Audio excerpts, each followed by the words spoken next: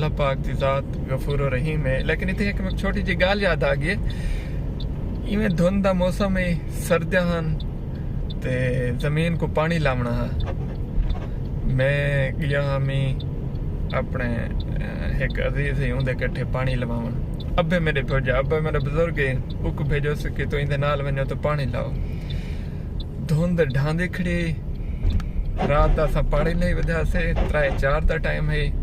चाचा फजलों बंदे दा ना है, मामा फजलों से देंदे से ते बोला असां क्या किता है जले थक पिया से भा बालन लिख शका नहीं ना सिगरेट पींदा है ना सारे कने कोई माचे से पानी ला वांधे शवांधे सेट करके तो पीछे असां गयो से एक कमांद है, वो कमांद चो गन्ने पट्टियों से ते वापसी आके असां थब्बा पक्का ही बह के खाधा। साकू पता कहने लेकिन असां घंटा दो जरा वारा है